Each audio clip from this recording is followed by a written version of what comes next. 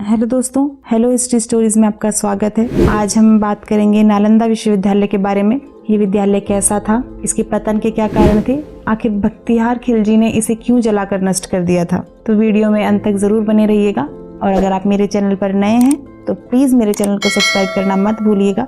तो चलिए शुरू करते हैं।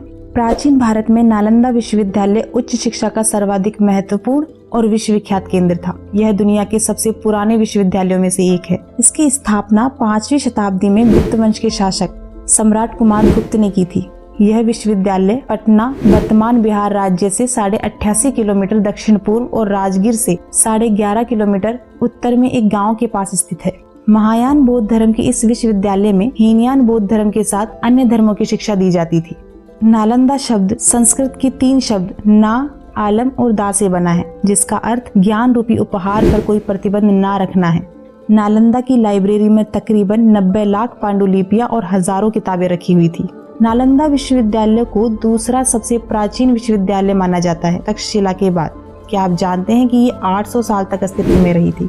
नालंदा विश्वविद्यालय का इतिहास चीन के हेनसांग और इत्सिंग ने खोजा था। ये दोनों 7वीं शताब्दी में भारत आए थे। इन्होंने इसे दुनिया का सबसे बड़ा विश्वविद्यालय बताया था। इस विश्वविद्यालय में चयन मेरिट के आधार पर होता था और निःशुल्क शिक्षा दी जाती थी। साथ ही उनका रहना और खाना भी पूरी तरह निःशुल्क होता था। इस विश्वविद्यालय में तकरीबन 10,000 विद्यार्थी और 2,000 अध्यापक थे।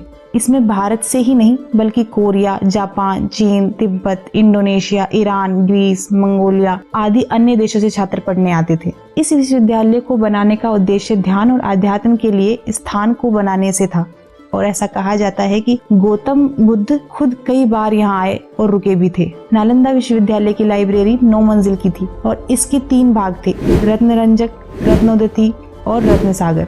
इसमें धर्मगुंज नाम की लाइब्रेरी भी थी। इस विश्वविद्यालय में हर्षवर्धन, धर्मपाल, वसुबंधु, धर्मकीर्ति, आर्यवेद आदि कई अन्य विद्वानों ने पढ़ाई की थी। उस समय यहाँ literature, astrology, psychology, law, astronomy, science, warfare, इतिहास, मैथ्स, आर्किटेक्चर, भाषा विज्ञान, इकोनॉमिक, मेडिसिन आदि कई विषय पढ़ाए जाते थे। सबसे खास बात इस विश्वविद्यालय की यह थी कि कोई भी फैसला सबकी सहमति से लिया जाता था, यानी अध्यापकों के साथ छात्र भी अपनी राय देते थे, यानी यहाँ पर लोकतांत्रिक प्रणाली थी।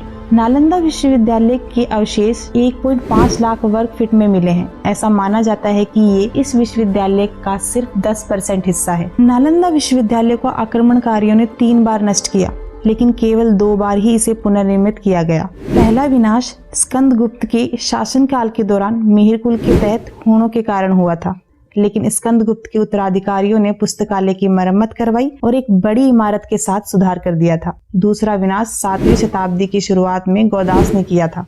इस बार बौद्ध राजा हर्षवर्धन ने विश्वविद्यालय की मरम्मत करवाई थी। तीसरा और सबसे विनाशकारी हमला 1193 में तुर्क सेनापति इख्तियारुद्दीन मोहम्मद बिन बख्तियार खिलजी और उसकी सेना ने किया। ऐसा माना जाता है कि धार्मिक ग्रंथों के जलने के कारण भारत में एक बड़े धर्म के रूप में उभरते हुए बौद्ध धर्म को सैकड़ों वर्षों तक का झटका लगा था और तब से लेकर अब तक यह पूर्ण रूप से इन घटनाओं से नहीं उभर सका है। उस समय बख्तियार खिलजी ने उत्तर भारत में बौद्धों द्वारा शासित कुछ क्षेत्रों पर कब्जा कर लिया था और एक बार वह काफी बीमार पड़ा। उसने अपने हकीमों से काफी इलाज करवाया मगर वह ठीक नहीं हो सका और मरणासन की स्थिति में पहुंच गया। तभी किसी ने उसको सलाह दी कि वह नालंदा विश्वविद्यालय के आयुर्वेद विभाग के प्रमुख आचार्य राहुल श्रीभद्र को दिखाए और इलाज करवाए, परंतु खिलजी इसके लिए तैयार नहीं था। उसे अपने हकीमों पर ज्यादा भरोसा था। वह यह मानने को तैयार नहीं था कि भारतीय वेद उसके हकीमों से ज्यादा ज्ञान रखते हैं और ज्यादा काबिल हो सकते हैं, लेकिन अपनी जान बचाने के लिए उसको नालंदा विश्वविद्यालय के आयुर्वेद विभाग के राहुल श्रीभद्र को बुलवाना पड़ा। फिर बख्तियार खिलजी ने वेदराज के सामने एक अजीब सी शर्त रखी और कहा कि मैं उनके द्वारा दी गई किसी भी प्रकार की दवा नहीं खाऊंगा, बिना दवा के वो मुझे ठीक करे। वेदराज ने सोचकर उसकी शर्त मान ली और कुछ दिनों के बाद वो खिलजी के पास एक कुरान लेकर पहुंचे और कहा कि इस कुरान की पृष्ठ संख्या इतने से इतने तक पढ़ लीजिए, ठीक हो जाएंगे। बख्तियार खिलजी ने वेदराज के बताए अनुसार कुरान को पढ़ा और वह ठीक हो गया।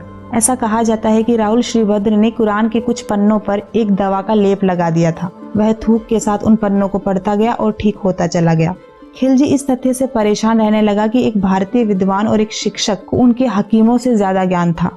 फिर उसने देश से ज्ञान, बौद्ध धर्म और आयुर्वेद की जड़ों को नष्ट करने का फैसला किया। परिणाम स्वरूप खिलजी ने नालंदा के महान पुस्तकालय में आग लगा दी और लगभग 9 मिलियन पांडुलिपियों को जला दिया। ऐसा कहा जाता है कि नालंदा विश्वविद्यालय में इतनी किताबें थी कि वह 3 महीने तक जलती रही।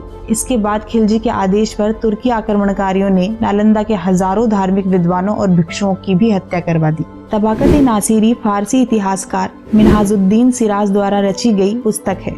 इस पुस्तक में मिन्हाजुद्दीन सिराज ने नालंदा विश्वविद्यालय के बारे में बताया है कि खिलजी और उसकी तुर्की सेना ने हजारों भिक्षुओं और विद्वानों को जलाकर मार दिया था, क्योंकि वह नहीं चाहता था कि बौद्ध धर्म का विस्तार हो। वह इस्लाम धर्म का प्रचार प्रसार करना चाहता था। नालंदा की लाइब्रेरी में उसने आग लगवा दी, सारी पांडुलिपियों को जला दिया और कई महीनों तक आग जलती रही। दोस्तों, ऐसा कहना गलत नहीं होगा कि नालंदा विश्वविद्यालय दुनिया का दूसरा सबसे प्राचीन विश्वविद्यालय है, जिसे इख्तियारुद्दीन मोहम्मद बिन बख्तियार खिलजी ने नष्ट कर दिया था। दोस्तों, आज का हमारा ये वीडियो आपको कैसा लगा हमें कमेंट करके जरूर बताइएगा और वीडियो को लाइक और शेयर करना मत भूलिएगा। धन्यवाद।